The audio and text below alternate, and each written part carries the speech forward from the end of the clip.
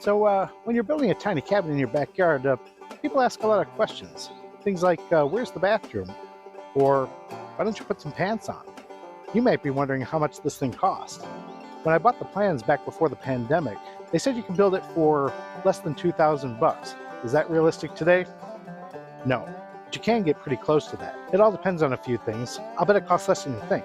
I'm going to break it all down for you, including what I spent on things like lumber, hardware, roofing, windows, all that good stuff. After that, I'm going to share some money-saving tips, including the one big thing I learned that could cut your building costs in half. Let's do this.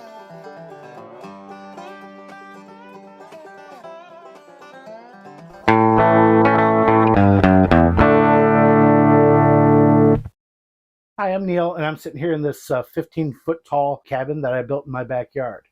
If you don't already know the story, here's the Tilder version. One day our pole barn just caught fire for no reason.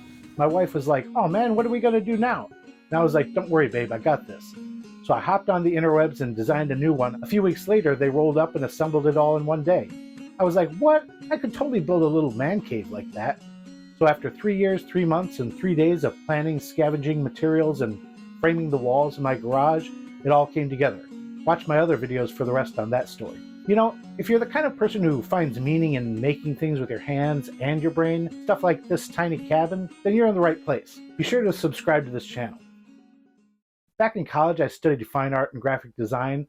In fact, I was able to skate through all 4 years without a real math class. A while back, my career took a turn into digital marketing, and with that, I started working with a lot of data. So even though I'm no math whiz or data scientist, I've learned a thing or two over the years about crunching numbers. Now, before I go and dazzle you with my mad data analysis skills, I should take a moment to thank my wife, Alice, really for not asking too many questions.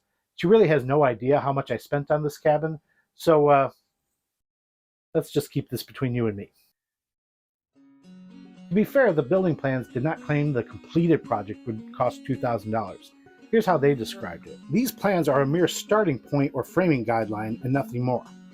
For me, that was perfect. So I collected about 150 receipts in this here envelope. I entered them into a spreadsheet, categorized everything, and created some pivot tables to assess the damage.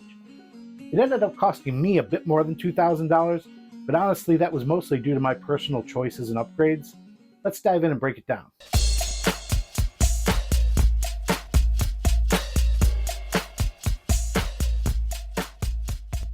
One thing I've learned from my day job is that analyzing data is as much an art as it is a science, because there's always room for interpretation. You need to take a multi-dimensional approach, or look at things from different angles. For example, when I added up all the receipts, I was surprised to find that the raw total was close to 4 times what the plans estimated. Inflation couldn't account for all that. But when I looked at it along the lines of necessary construction costs versus upgrades that I made, it made more sense. What I counted as upgrades included things totally outside the scope of the plans. For instance, the solar system, solar panels, charge controller, inverter, deep cycle battery, that all added about $1,000. The wood-burning stove and chimney and insulation, and then also like the leveling jacks and supports and the guy lines and earth anchors. Long story short, this cabin is made to be a non-permanent structure. It's built to be dismantled, flat packed on a trailer, and move to another location someday. So I had to plan for that and buy some additional stuff to make that possible. Watch for a video about that and how I avoided the need for a building permit. On the flip side, what I did categorize as construction costs were all the essential materials and components needed to build the structure and the exterior. Dimensional lumber, I needed a little bit more than the plans called for because I added an extra wall for the bump out. Windows, again, here I added 5 additional windows that were not included in the plans, so that added some to the overall cost.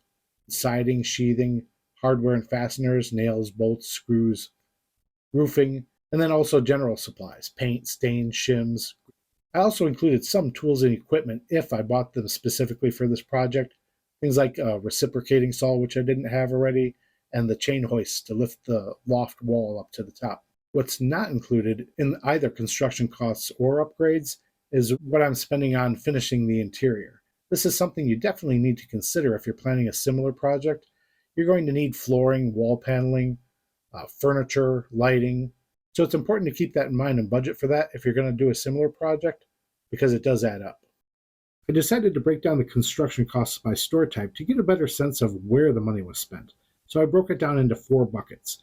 Big box stores like Menards, Home Depot, Lowe's, Farm and Fleet. Facebook Marketplace, Amazon, and mostly other specialty e-commerce sites. Honestly, I was expecting Facebook Marketplace and Amazon to have much bigger pieces of the pie. I got a lot of stuff from people selling locally on Facebook. I'll tell you about some of the great deals I found in just a few minutes. I think the reason the big box stores got such a big piece of the pie was due to the lumber price spike in 2001. I was actually lucky that I bought 80% of the lumber for this project in early 2020 before the lockdowns. I waited to buy the remaining 20% and paid a premium for it. So lumber accounts for a good chunk of what I spent at the big box stores. In fact, you can see here that my total cost of lumber was about $1,700, which is actually in line with the $2,000 estimate. Of course, once you add about $700 for hardware and fasteners, windows, roofing, and other miscellaneous expenses, you end up just north of $3,000. But honestly, you should expect to pay quite a bit more than $279 for windows. I'll tell you how I got the windows so cheap in a minute. Here's a look at the spending over the course of time. Starting in November 2019, when I first started the project working on the door, all the way through to the end of 2022, when I got it all dried in before winter. And you can see here, there are a lot of long hiatuses. You start out here in November 2019, that was where I bought the lumber for the door. And then in early 2020 is where I bought a lot of the lumber and construction materials to start the rest of the project. Blue represents construction costs, the red represents the upgrades. So you can see here, this big red spike, that's when I bought the solar system. And you can see it's right after tax return time. And then there was a long hiatus here in 2020. I was probably working on framing the walls in my garage, using the materials I bought here in early 2020. Then again, in 2021, construction started up again in the spring, took another little hiatus at the end of 2021 during Christmas time. And again here, you can see the red spike right around tax return time. That's when I bought the wood-burning stove. And then continued construction through spring of 2022. Then I had carpal tunnel surgery, so I had to take a couple months off before I got back to it in August and September. And that's when it all came together and we assembled the walls and got it dried in. All in all, $3,000 to $4,000 really isn't all that bad, especially if you spread it out over a long period of time like I did. $30 here, $100 there, that's manageable. I guarantee you, the secret to saving money on a project like this boils down to just two words: patience and time. Patience buys you time. Time brings you opportunities to find more great deals. It's kind of like choosing a wife or a husband. Whenever you don't give yourself a deadline, you've got the flexibility to wait for something great to come along. When you're in a hurry, you're going to pay dearly for whatever's available to you at the moment. Now, don't get me wrong. It's going to cost you either way, but the difference can be orders of magnitude. For example, I expected the windows to be one of the most expensive parts of the whole project. That long horizontal window specified for the loft is not a common size, but since I was not trying to get everything done in a few weeks, I had plenty of time to keep my eyes open for something affordable that would work. Eventually, I found someone on Facebook Marketplace trying to unload 2 vertical casement windows left over from a kitchen remodel for $50 each. I figured I would install it horizontally on its side, so I offered to buy just one for $40, and they accepted. When I showed up, they threw in the other one for free just to get it out of their garage. That's 2. Count them, 2. Brand new, never installed, still in the wrapper Marvin casement windows for $20 each. Right there, that saved me hundreds, maybe $1,000.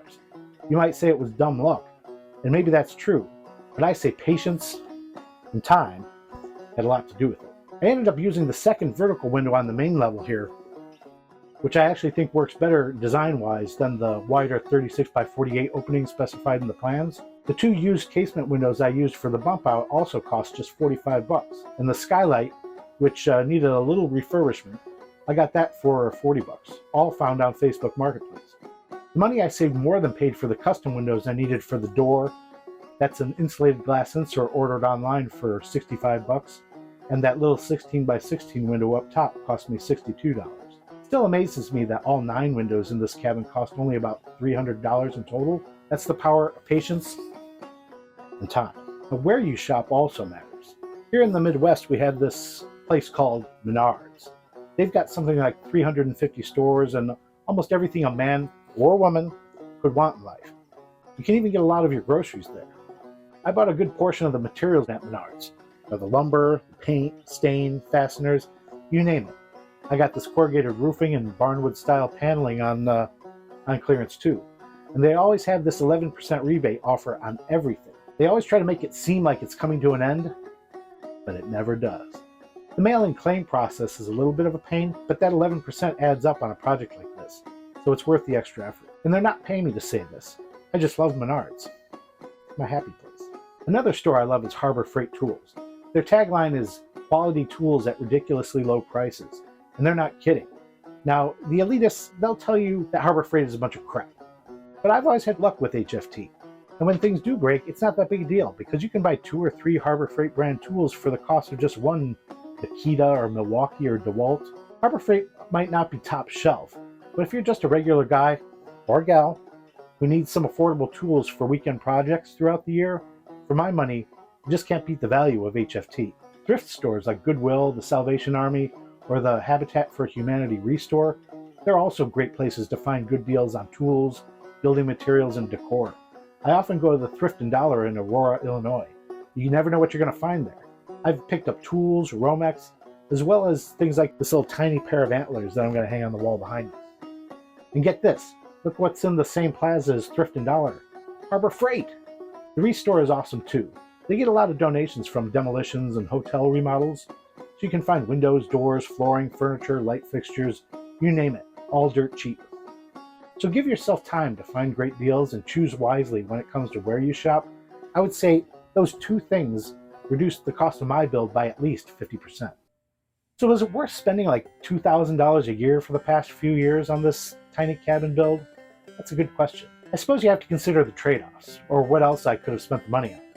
I know people who spend more on cigarettes or fast food. On balance, I think this project of mine has made life a little better. I've learned new skills, to be more patient, to be resourceful, frugal, pushing past self-doubt and obstacles, all important life skills. Spending time with family is also important, and working on this has taken away from that. But I also think it sets a good example for the kids. They see me working hard on something with my hands instead of watching TV or playing video games, or drinking or gambling or doing meth. There are a lot worse things I could be doing. The way I see it, on the spectrum between reckless and self-destructive and sober and responsible, it's hard to argue that building a tiny cabin doesn't fall somewhere over on the right side of things. And maybe when I'm gone, my kids will be glad to have a quiet little place to get away and visit from time to time. Part of me will always be right here. So was it worth it? Yeah. All that's worth more than a little bit of money. But hey, what do I know? What do I know? What do I know? I'm just a big guy sitting here in a tiny house. Wait, before you go, since this video is all about spending money, I want to tell you about this t-shirt. It says "Greatness lurks in the smallest of places," with my little with my logo right there. Now, obviously, it's a promo for this channel, but it's more than that. There's some transcendent layers of meaning here that go beyond the whole tiny house thing. It's the flip side of the devil's in the details. A reminder that obsessing over big problems you don't control is a road to nowhere. It's the little things we do that matter. Getting out of bed every day, working hard, paying the bills, calling your mom while you still can. Those are the things that make you great. So head on over to my merch store, get yourself one of these babies, and more importantly, wear it. It helps me out and keeps the wife off my back about all the time and money I'm putting into this tiny cabin.